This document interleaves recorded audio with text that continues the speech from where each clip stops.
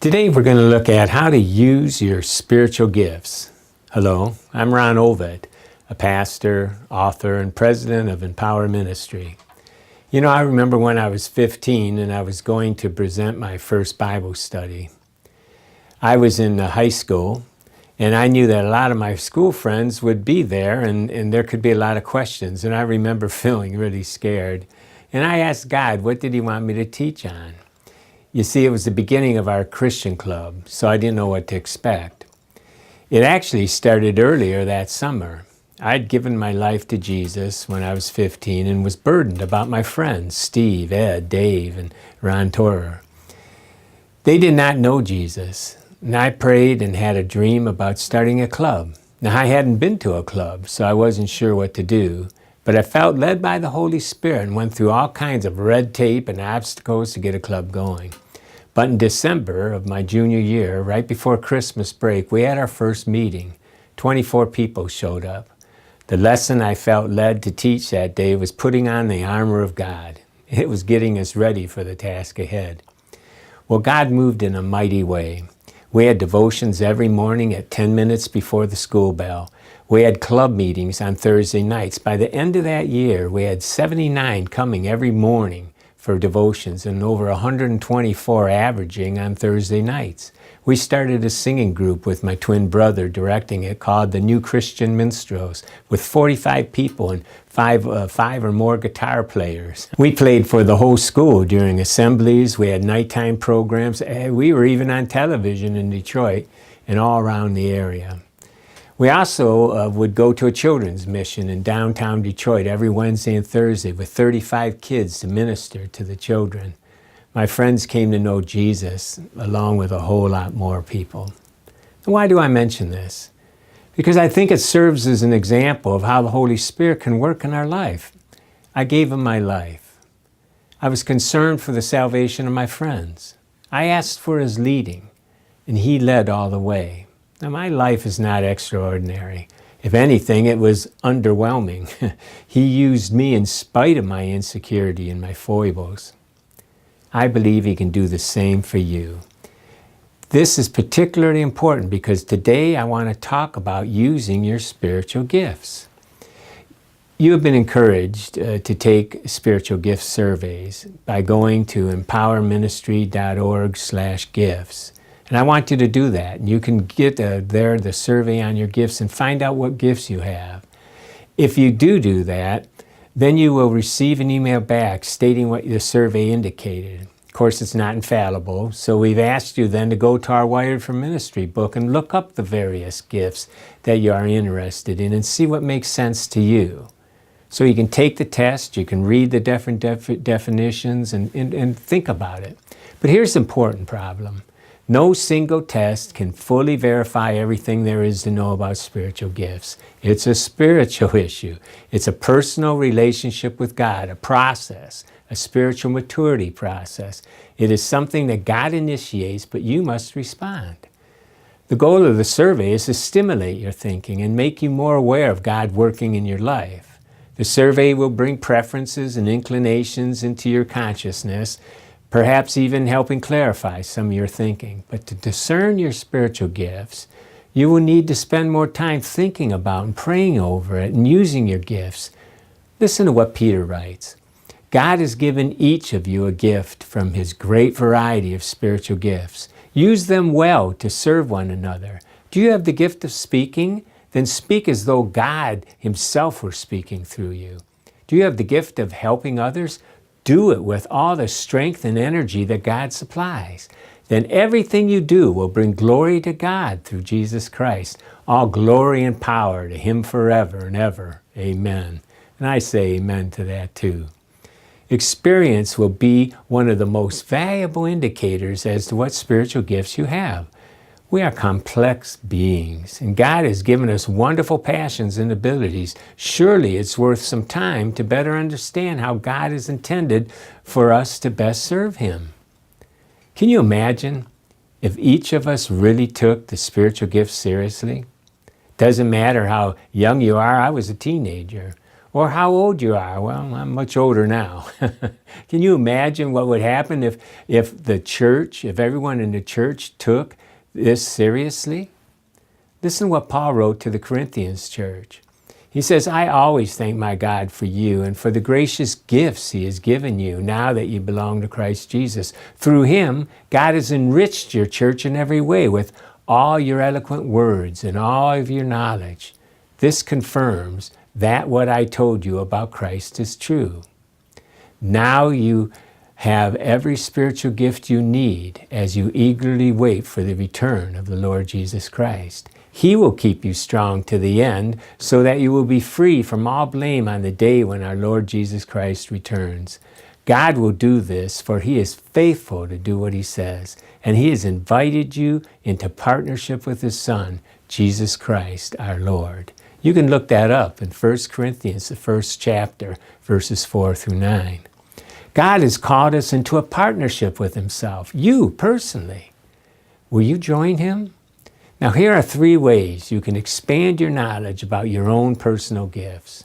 Number 1, spend time in prayer and surrender to him. You will learn more about spiritual gifts as you spend time with God in prayer, asking him to show you your gifts.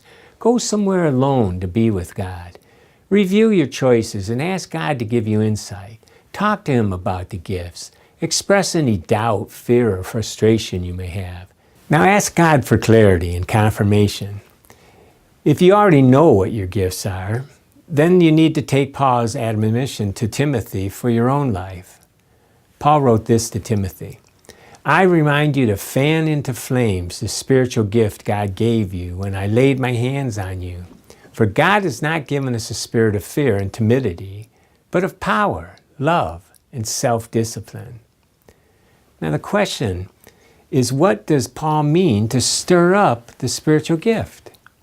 Well, in the original language, it means to kindle anew, to rekindle or resuscitate in context of a fire. Have you ever done that? The fire's getting dim, so you take the poker and you stir it up a bit. What happens? It rekindles.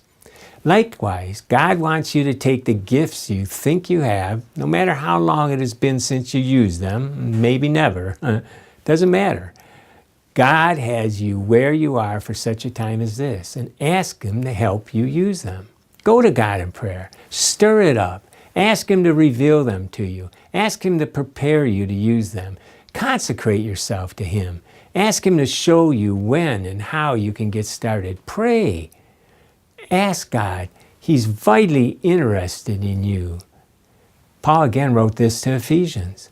For we are God's masterpiece. He has created us anew in Christ Jesus so we can do the good things he planned for us long ago. It's not a question of whether or not he has given you spiritual gifts and called you to serve him.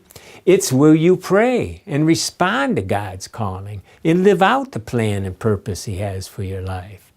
Pray and surrender to God's will for your life. Then number 2, dig deeper. Partner with God and let him lead you. Listening to God is key to knowing and using the spiritual gifts. Like many other things in life, the more you learn and do, the more you find out how little you really know. Now remember, these are gifts because they are given to us. They're not talents or abilities as we think when we say someone's a gifted athlete. That's a misnomer. Now, while some of the spiritual gifts do involve skills and talents and abilities, many of the gifts are a spiritual urge, a leaning, a passion, or unction. They are manifestations of God's power that he does as he chooses to do it. And this is important. You were called to live for him. When we understand that, then we will begin to listen for his instruction and guidance. Have you ever wanted to try out for a sport or a club or a program or some other thing? Did anyone have to tell you to investigate it? Did someone have to beg you to find out what it was about? Did anyone have to hassle you to go to practice? No. Why? Because you wanted to do it. You felt it was part of your destiny. Once you were accepted, did anyone have to tell you to get excited? Did they have to tell you to learn all you can, to listen to the coach or to practice? No. Why? Because you had the passion, the leaning, the urge, the unction to do it. You could see it, you could taste it, and you became it. It's the same way in serving Jesus with your spiritual gifts. You get a glimpse and you go for it. Now imagine a pro athlete. Do you think they ever in a million years could have imagined what it was like to be where they are now? No. They felt called and started like everyone else. Practice, learning, trying, failing, getting up, working harder. Eventually, they were playing at the pro level. Now, spiritual gifts aren't our own skills, but it is God working through us. But it takes the same kind of dedication, passion, effort, and stick-to-itiveness that a pro person has to give if he's going to be a good athlete. Consider the spiritual gift of mercy. It's not our talent or ability, but rather a feeling or an urge that drives you to action. Even healing, which sounds like it's our own innate talent, it's not our ability to heal someone. God does the healing. Instead, the gift of healing is a passion and a faith a person brings to prayer when someone is sick. The urge is so strong they must pray for healing. The person with the gift of healing prays for healing because it's burning deep inside them to do so. They've heard from God and they go and they command it. God, though, must do the healing. They have been given the spiritual passion for healing. Healing is not automatic. It's under the leadership of God. And even when it doesn't turn out the way we thought it should, we do not give up. We trust God. We are still His workmanship, created to do His good works. Now, you know, Paul had the gift of healing. Tremendous things happened. They even put handkerchiefs on him, and the handkerchiefs would heal people. But there's several examples where the healing didn't take place. In 1 Timothy, Paul tells Timothy to take wine for the healing of his stomach. Now, I imagine Paul prayed for Timothy, but God did not heal him. Paul was deeply concerned for Epaphroditus, and I believe he prayed for him earnestly, yet we see that God did not heal him, as recorded in Philippians. In 2 Timothy, we see that Paul left a person sick behind him when he went on one of his trips. The gift of healing was not automatic even for Paul, but strictly under the providence of God. And it's that way with all the gifts. As we examine Scripture, we see that even Jesus could not heal in his hometown because of the people's unbelief. The supernatural gifts are all about the passion God puts in our hearts, combined with the will of God in the circumstance. The person with the gift of mercy will not be moved in every circumstance they come across. Rather, they learn to discern the urging of the Holy Spirit and be merciful in situations in which God leads them. They ask God, what do you want me to do here? And it's the same thing with all the gifts. Lord, what do you want me to do? In responding to the passion God puts in your heart, then we do the third thing. We get out there and we do ministry and see what happens. There's nothing that can substitute for good old experience. Paul told Timothy this, don't let anyone think less of you because you're young. Be an example of all believers in what you say and the way you live and your love, your faith, and your purity. Until I get there, focus on reading the Scriptures to the church, encouraging the believers and teaching them. Do not neglect the spiritual gift you received through the prophecy spoken over you when the elders of the church laid their hands on you. Give your complete attention to these matters. Throw yourself into your tasks so that everyone will see your progress. Keep a close watch on how you live and on your teachings. Another way to say what Paul was trying to get across is, get out there, try them out. Don't worry about being a novice. Just be righteous and sincere in your attempt. This is the best way to find out what spiritual inclinations God has given you. Paul wrote this, a spiritual gift is given to each of us so we can help each other. To one person, the Spirit gives the ability to give wise advice. To another, the same Spirit gives a message of special knowledge. The same Spirit gives great faith to another, and to someone else, the one Spirit gives the gift of healing. He gives one person the power to perform miracles and another the ability to prophesy. He gives someone else the ability to discern whether a message is from the Spirit of God or from another spirit. Still, another person is given the ability to speak in unknown languages, while another is given the ability to interpret what is being said.